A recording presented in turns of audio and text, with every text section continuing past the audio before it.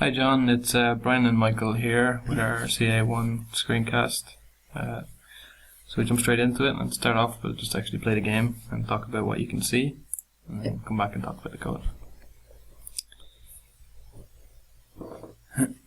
Nice.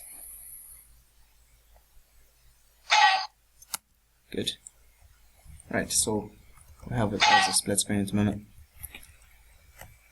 And we basically have a finish line and a checkpoint to make sure the players are actually going around the track.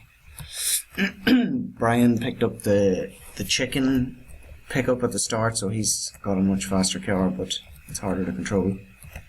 So as you can see, you're like bouncing off the walls and stuff. Yeah, and Brian beat me to it, so yeah, finished by accident. Anyway, we can start it again there and just show the pickup and stuff.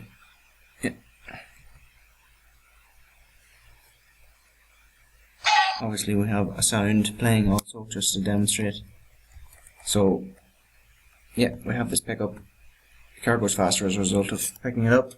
The collision's pretty well taken care of, but it might seem a bit like jumpy or bouncy at the minute because we're kind of just throwing together the car at the minute. It's not really refined in terms of the values and stuff, so the car's like really bouncy. It's a bit mental, but yeah. So we're inputting with the arrow keys and WASD, and controlling the car.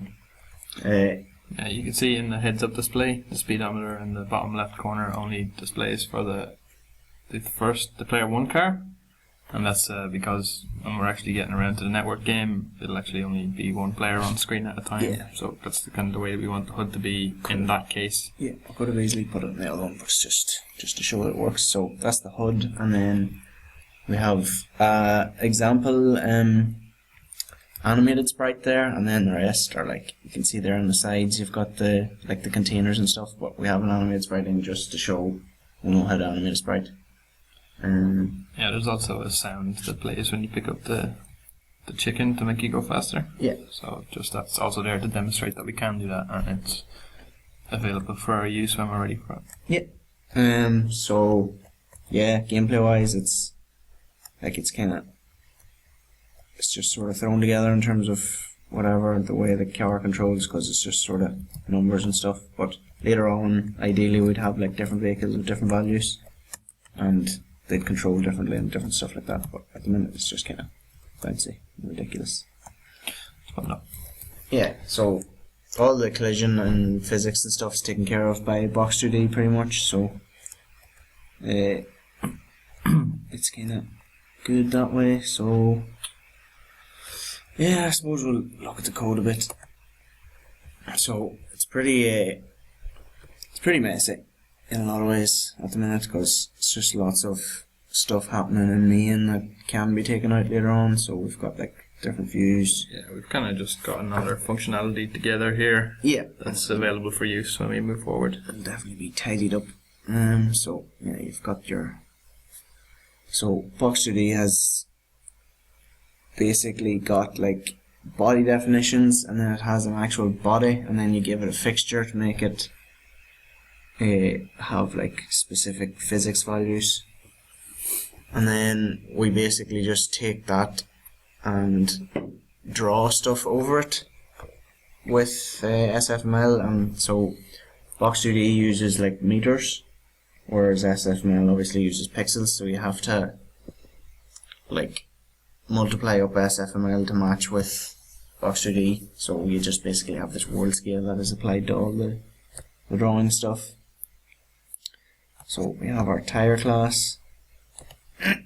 So it has values and stuff that you set, and the main thing that it has is the body, which go to constructor. So you set up the body, you give it a type, so it's a dynamic body, so it can move, and then you add it to the world by creating it. So you pass in a reference to the Box2D world, which is basically the entire game sort of in terms of physics. And then you set up the shape, give it a fixture, and then we just have these numbers. So restitution, you can set its really bouncy, and you can set like the friction and the density and different stuff in it. So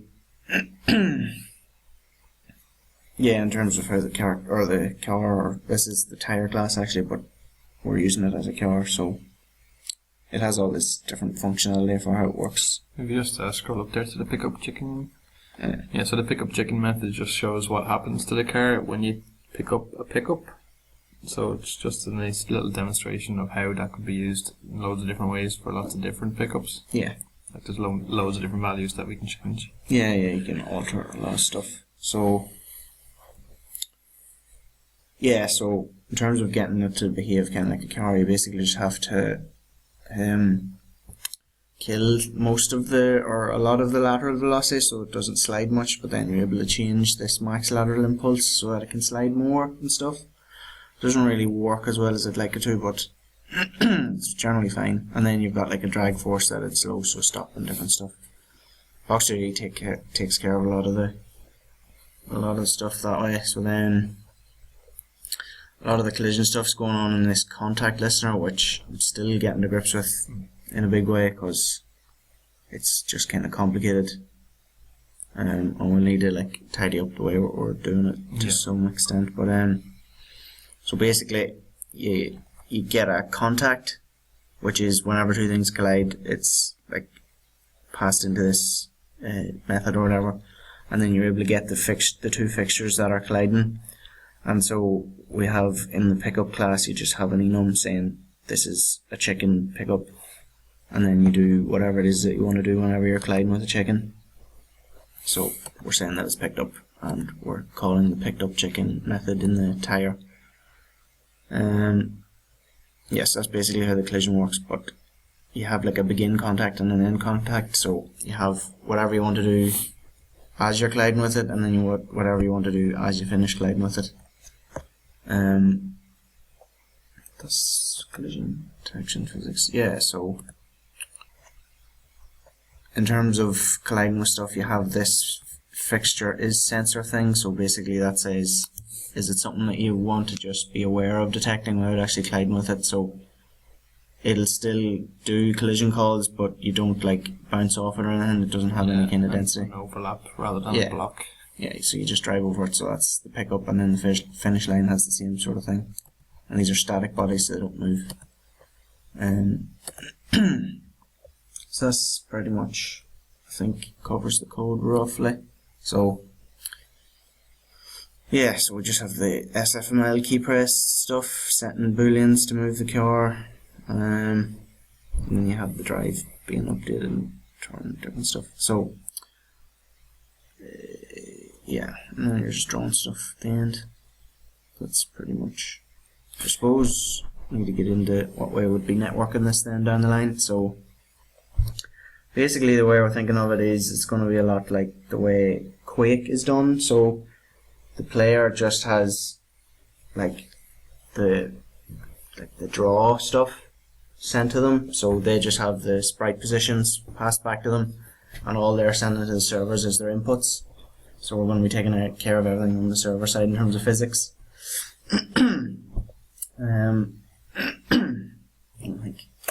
Yeah, so that's pretty much it summarized very plainly.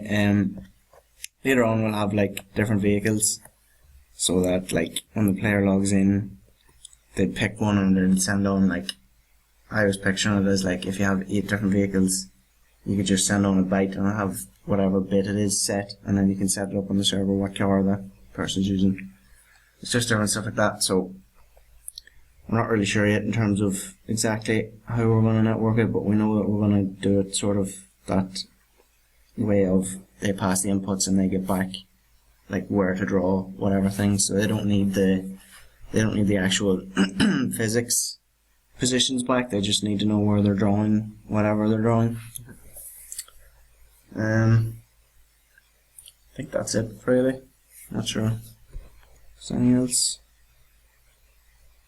covered in there? Version control. Oh yeah, so we're using Bitbucket. I think you have same as usual, really. Yeah, I think I'm not sure if I shared one. Well, sure it was anyway. Yeah, that's it. I think.